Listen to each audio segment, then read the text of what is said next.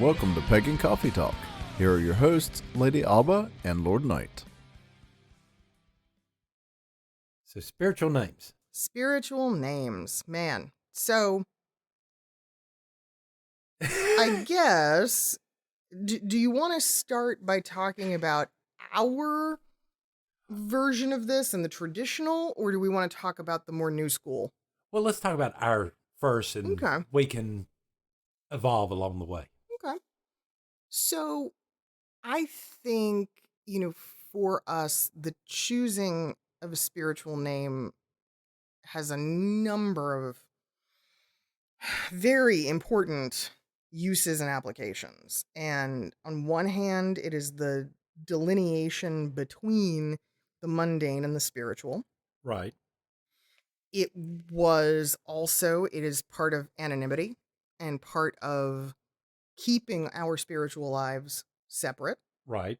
It is also, though, I feel like it was the mantra that I was raised in craft with of there is power in a name. And names have power, names have meaning. And so the selection of one is incredibly important to align yourself with the types of attributes that you want to have, not only in your spiritual workings, but in your religious life.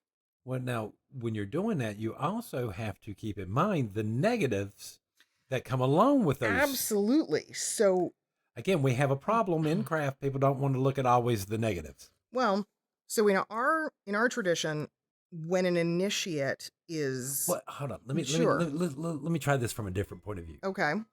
How did you pick your first name? Oh boy, we're gonna go there. Oh boy. I mean, if we're Okay. talking about the process of this, let's. All right. So, oh boy. I mean, because when my high priestess asked me that, why did you pick Night? Because I could spell it. Oh God. That's also you being a butthead. That's just, you just couldn't help yourself. I know. And I know you got slapped with a ruler for it. While Lord Min laughed.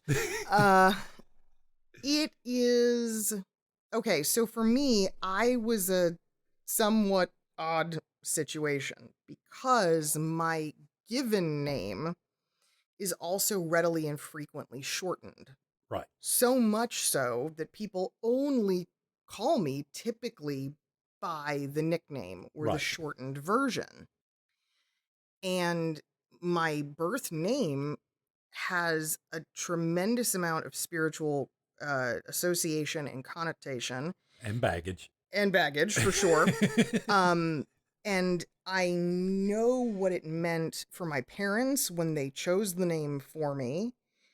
I had already done a tremendous amount of research on the figures associated with my name.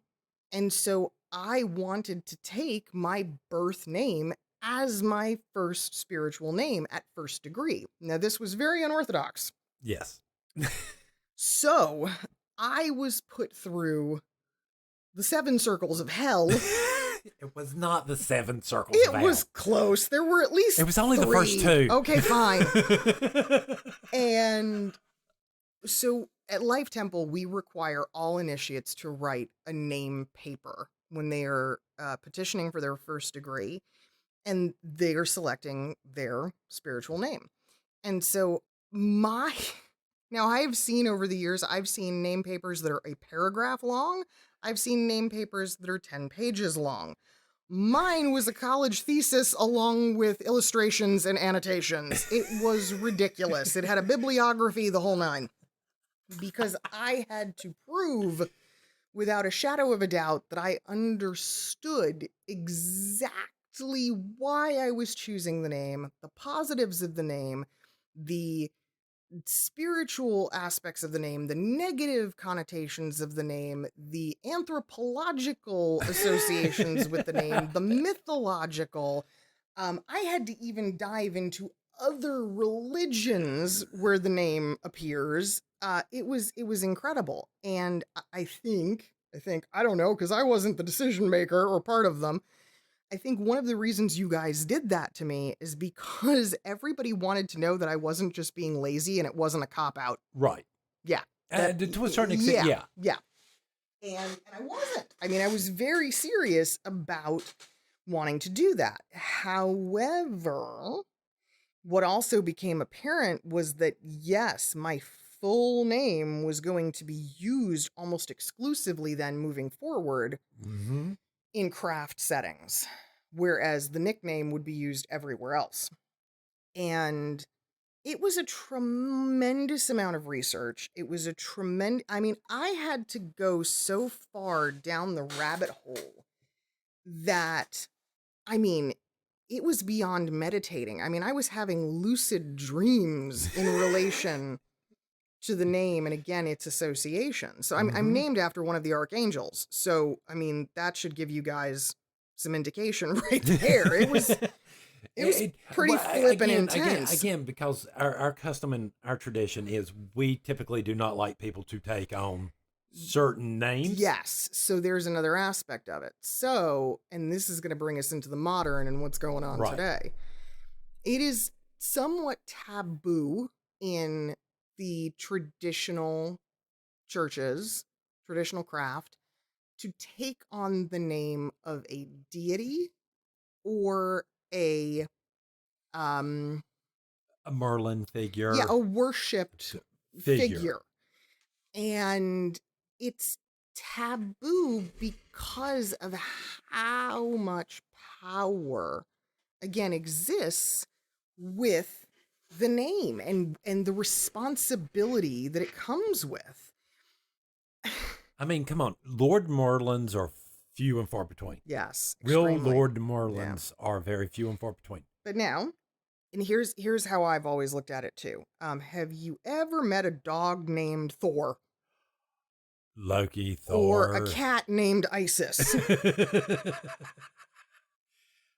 They are unholy in every sense of the word, because whether we want it to happen or not, True, they take on those attributes. I have never met an animal with a deity name that was not crazy. Absolutely insufferably, not even behaving like their species potentially, or very aggressive or very feral, or right. On that edge makes you kind of wonder if there's something special wrong there. Yeah, well, you're not gonna. I mean, let's be honest, right? You're not gonna domesticate a Norse god. No, that's not happening. So, yeah. Now, so with name papers, we're pretty strict on what we allow, what we don't. And again, it's more about, does the person requesting the name really, truly, fully understand what it is they're taking? Now, please understand, we are not the only religion that does this. No. This is actually extremely common amongst the Catholics. Priests take a spiritual name. Don't nuns? Yes. They change nuns, their names after they go through whatever the ritual was. It's the same thing. So in Catholic faith, at confirmation, which is the last sacrament before marriage, right? It's the last sacrament basically as a child. When you are confirmed, you are stating the name that you will take should you enter the clergy or the nunnery. All right. Okay, or the convent, either one. And that name will then be with you as your spiritual name. So it's a similar process. The Pope, every time a Pope is named, the Pope changes their name to represent how they intend to Pope. I'm not going to say rule because I don't like that term, right? He's not he's a leader, but he's not a ruler. But he's poping. He's poping. So, yes, his intention to pope is in his name. I said pope, not poop. So, You know, there's about 3 people right now that just like slammed on their brakes. Oh, I know. I know. It's a great day for a podcast. So modern. And look, some of us, right? Well, and I keep saying modern, but then backtracking. Some of us take multiple names. Yes. With each degree of initiation, Yes. many people choose an additional name. So in the traditional church, it's not uncommon to run into Lord or Lady so-and-so who has 3 individual names. Lord, Chase, Knight, Smith. Right. Now, that wasn't even the order in which you took them. Nope. No. That's one of the tricks, right? We can change it around. We can... And some of the basis, right? Some of it's numerology based. Some of it is. Some of it is based on spiritual math, geometry, spiritual alphabet work. Right. Yeah, there's so many different components that we layer into this. So this is a whole lot harder than you thought it was, wasn't it? It's not that it's hard, it's that I'm also trying to talk about this without divulging. It's a whole lot harder than you think. Yeah. Something that is going to verge on a mystery that I'm really not supposed to divulge as a 3rd degree. Okay, to non-initiates anyway. So nowadays, we see loads of witches and pagans using a spiritual name, a moniker, a pseudonym, whatever you want to call it. Many of them are not degreed. They're not initiates that I'm aware of. They sometimes self-initiated, and they took it upon themselves to take on a spiritual name. So that being said, I have met probably a dozen Minervas. I know 15 Dianas. Don't get me started on the Foxfire. Yeah, the foxes, the silver, this or that, the wolf, this or that, star, moon, crescent. There's just so many of these common threads, you know. And so I look at something like Minerva and I go, yeah, okay, look, I get it. Minerva's a badass. I completely understand. And if you have in any way at some point in your life felt marginalized, nothing is going to make you feel more empowered than a connection with Minerva. But to take her name, those are some big shoes, giant, spiky shoes that are hiding a couple of daggers. All right. Don't underplay that.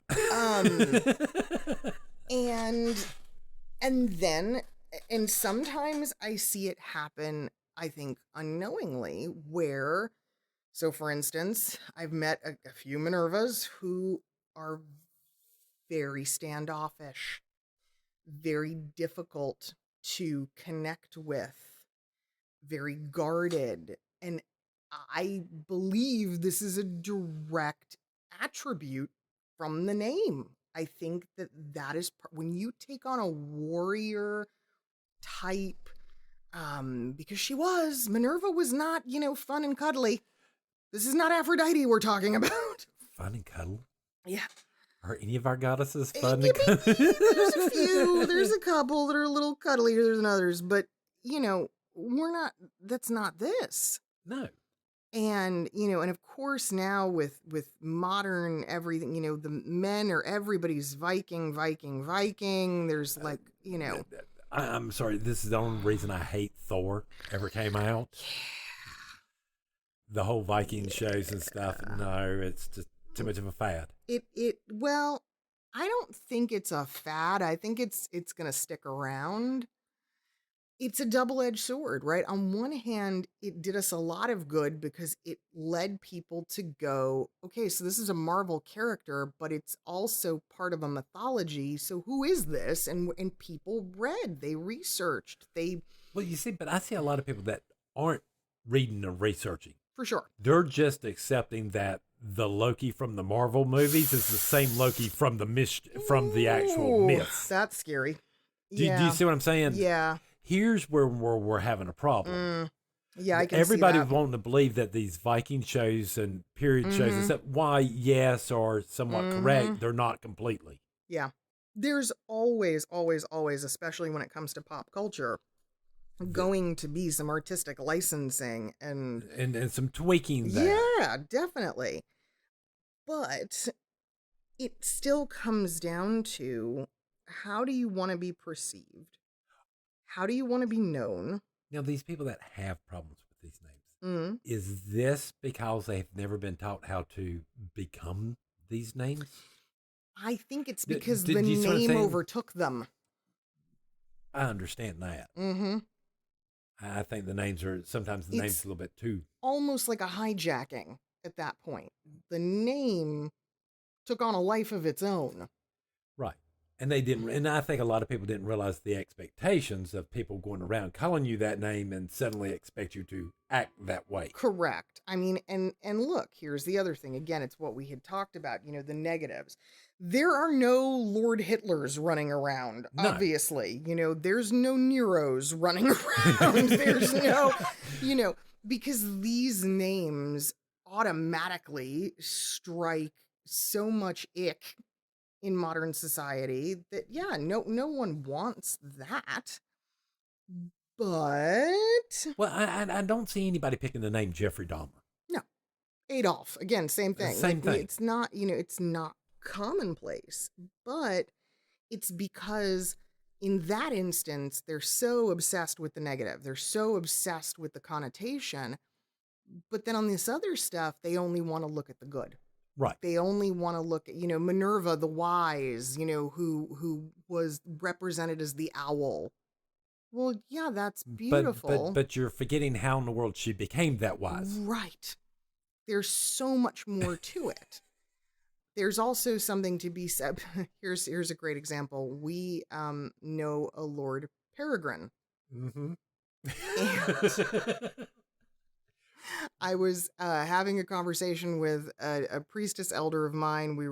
This was part of the name discussion in me taking one of mine. And she said, Lord Peregrine just recently said, I don't understand why I just can't seem to take root. I'm always traveling. I'm always moving. I'm always, my partner and I really just want to settle down and have a place to call home. And she looked at him and went, you took the name of a carrier bird. You took the name of an animal whose only is to fly constantly and long and great distances. What did you expect was going to happen? So sometimes we balance our names, which is why we don't take just one. No. Sometimes we use other names to balance out other parts of what we've took on. And again, it's that polarity thing that I'm always talking about. I've even seen where priests and priestesses have taken names that balance each other. Yes. Because if you're working that closely together, that can be pretty important. It's still an individual decision. I don't think anybody's being coerced into doing that, but it can be effective. It is something you need to take into account when you're thinking about this. Who am I going to be working with and how are they going to react? Absolutely. Like, I think in your case too, and mind you, this is common, right? There's also, how can it be misconstrued or misunderstood or mistaken? Like, for you, a lot of people initially, when they meet you or introduce to you, they don't know if it's N-I-G-H-T or K-N-I-G, because those are two very different things. Night versus night, right? That is not the same word. We also get into foreign language, which I'm a big proponent of, and linguistics and how that plays a role in things. Origin. If we don't know the origins of the word that we're taking and all of its parts and meanings, that's a problem. I mean, because if you're going to take a name from Greek mythology, you need to understand it from a Greek point of view. Damn right. Because this is what you're asking into your life. And then potentially Latin. Don't get me started on the But Latin. it's all connected. In the US, because we're such an insular country when it comes to language, we don't really think outside of English and Spanish. No. You go to other parts of the world, especially Europe, right? You're constantly surrounded by loads of different languages, and one word can be very close to another word because they share a common origin. And so, these things are important. They do matter in how ritualistically you are going to bond with that name. Yeah. What do you think the people should consider as like the qualifications for taking one? Because I think that's another hard part too. People are like, oh my God, how do I pick a name? How do I pick a name? Yeah. Well, I mean, again, if you're doing your meditations and you're understanding yourself, you're going to pick a name for yourself. Fair. It is an internal thing that you have to do here. It's not like I can give you. It's not like here's these 12 steps. True? Yeah. But there are some parameters, I think. I think you have to look at the pantheon that you're closest to, right? The belief system that you're following, what speaks to you, right? Because if you're not, here's a good one. We're talking about Viking names, right? Bjorn. Bjorn is very popular as a Viking name, but its meaning is bear. That's its direct translation. So if you don't really have a connection with the animal, maybe that's not the name for you, despite the fact that you might be looking at one of the Viking kings that it was associated with, or some figure in history. Well, and again, if you're joining a coven or something, picking a name that makes you a loner. Oy, yeah. I mean, you come up to me going, hey, I'm going to be called Badger. Yeah. This might not be a good thing. Badgers tend to be isolated creatures. A little aggressive. Yeah. I mean, and that's something to consider. We want to be the name without a doubt, and I understand that in so many ways. I mean, so many of us use the name, or I think so many people pick a name to compensate or to let go of the past. Right. And to reinvent themselves. But sometimes we can go a little too far.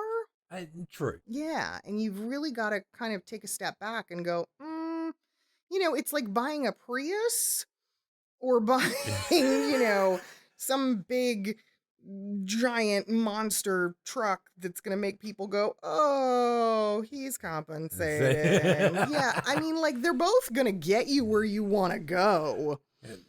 The Prius is a hell of a lot less intimidating, though. The Prius will do it for $1.50, where your Humvee is going to do it for $5. Yeah. Good luck with that. Yeah, 6 miles to the gallon you're getting. But if you equate that to a human being, the Prius is going to have more stamina. Yes. The Hummer's going to, no pun intended, run out of gas real soon. That's those it's a one kinds shot of things. Yeah, exactly. It's a one-time thing. The Prius is over here going, I got a battery, I'm good. It's important. We think about, the amount of energy and effort that people put into naming a baby.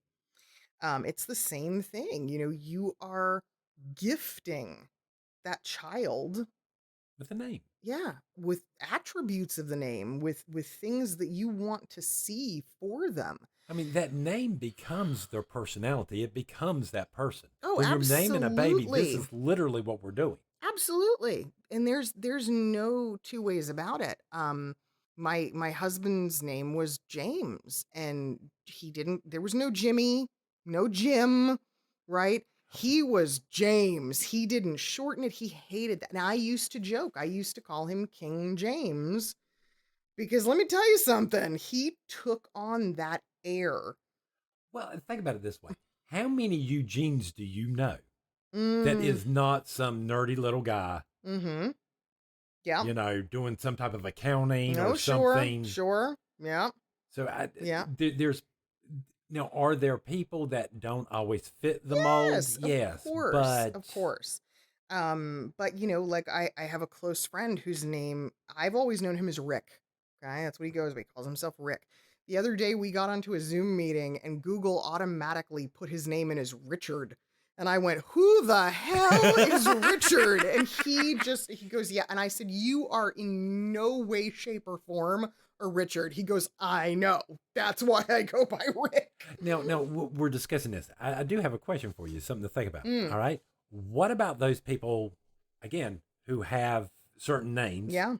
Like, what is that, Richard or whatever? They can be turned into Bob, Yeah. Jim, Dick. Yeah. Right. Do you become more of the personality of the nickname or the actual name? Well, and that's what's interesting. So I know for me, the nickname, when you get the nickname, you are getting a milder, goofier, more lighthearted version of me. Right. Yeah. When my full name makes an appearance, that's a very different person. Yeah. And that is something to consider. Again, it is also in the way people refer to you. Absolutely. There's a difference between me walking up to you and talking to you in your mundane name and blah. Mm-hmm. There's a different persona when I'm walking into a ritual going, my lady, Yes. Lady Alba, blah, blah, blah. Yes. There's this different, even when we're yelling at each other from across the room. Oh, yeah. Even then, yeah, I've seen the students or the people there at ritual just suddenly shut up because you're like, hey, did you grab that? And everybody kind of go, oh, yeah. They're using names. Yeah. And, I mean, the other thing too is left to their own devices, right? I mean, a coven would be overrun with Dianas. Oh God, yes. It would be, right. That's another, I think, reason why spiritual names in traditional groups are monitored, if you will, so that they can delineate, because otherwise, who the hell are you talking about? Lady Diana could be one of 7 different people. That can get tough. And God forbid you actually named the coven that too. Oy vey. Yeah. Hi, we're the Dianas. Yeah. Jesus. Calling on all kinds of, see, I'm going Jewish, I'm going Christian, I don't know what's happening. Oy vey. Oy vey. But spiritual names, and for some people it's very nerve-wracking. But don't get me wrong, I also think that sometimes people take it too serious. Oh yeah. Yeah, some people do. And I think that this particular episode is almost a cautionary tale on both sides. Because we knew a guy named Rubber Ducky.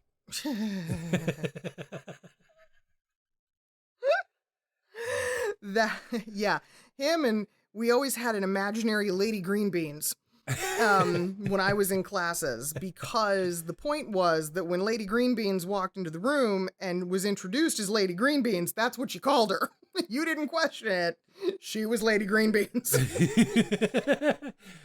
Which makes you wonder if somebody's going to name themselves Fingers. I mean, it could happen, right? Lady Fingers.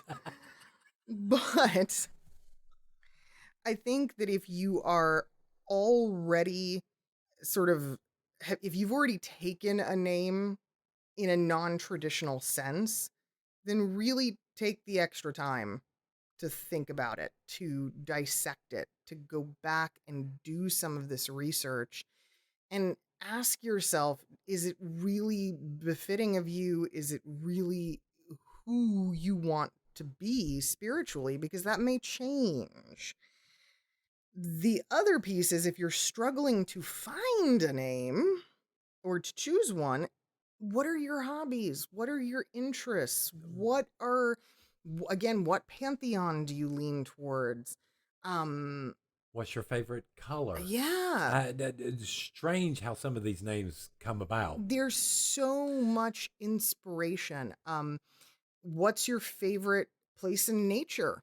Right? Because, I mean, sometimes we name after, be it the mountains or the beach, And we still have the names like Brook, mm-hmm. which actually River. is River, Mm-hmm. and all these. Yeah. These are not names we normally turn around or hear very often. No, and yet they're very powerful names. So yeah, grove, forest, these are all, yeah, different trees, plants, flora, fauna. Now, what would you say for someone who wanted to try a name like Atlantic or like one of the oceans? Mm-hmm. Like Pacific. Yeah, I'm, which I can't say. I skipped. I think that, again, first of all, it's understanding that it's a big name. It's a powerful Thing you're body talking of about. water. Right. Yes, that is a very imposing entity. And that could be intimidating. But you have to research, again, so much about it. So many, again, the understanding of the good, the bad, the ugly, in deciding if that's really what you want. What you want in your life, because it will be there on a daily basis. Yeah. It does not.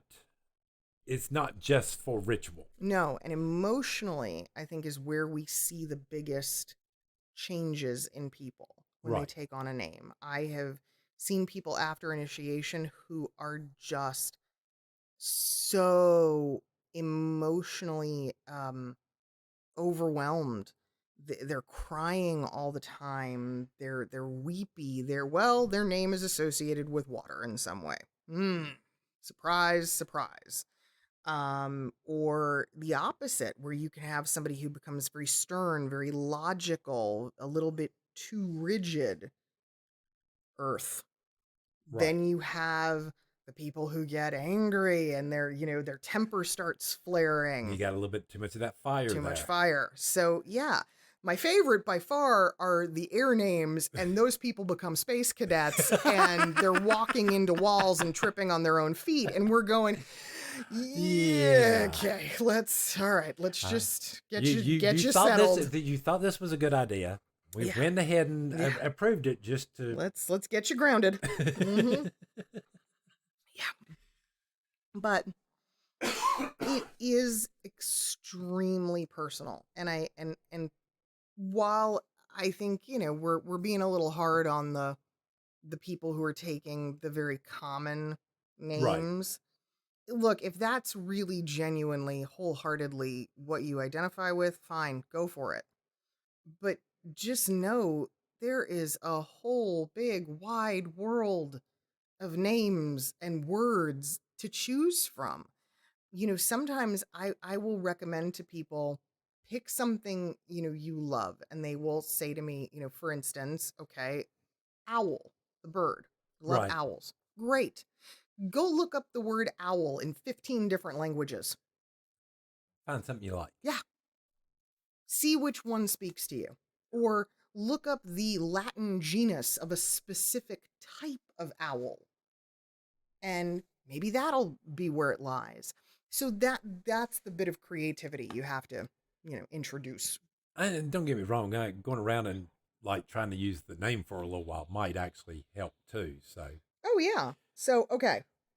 So let's wrap up this way. So you went night. Night. Because you could spell it. Ha ha ha ha. Then I did Smith. Smith after because I was doing metal work at the time. Blacksmithing. Right. And then Chase. For hunting. Okay. And I went Gabrielle, my given name, Alba, which means dawn in Italian and Latin and Spanish, I believe, and Nacht, which is night in German, which was a nod to you. Right. Yes. So there you have it. This is, don't get me wrong, the second two names always seem to be a whole lot easier to pick after you pick the first one. They do, because again, by that time, you have figured out what you need to balance. Yes. By that point, you're kind of going, well, I got a little too much of this going on, so let me find maybe something. That name wasn't such a great idea anyway. To counter that, just a scooch. Remember, kids, the name of the game is balance. Okay? Balance, balance, balance in all things. Speaking of which, need more coffee. Thanks for listening. Join us next week for another episode. Pagan Coffee Talk is brought to you by Life Temple and Seminary. Please visit us at lifetempleseminary.org for more information, as well as links to our social media: Facebook, Discord, Twitter, YouTube, and Reddit. We travel down this trodden path, a maze of stone and mire. Just hold my hand as we pass by a sea of blazing pyres. And so it is the end of our days, so walk with me till morning breaks. And so it is the end of our days, so walk with me till morning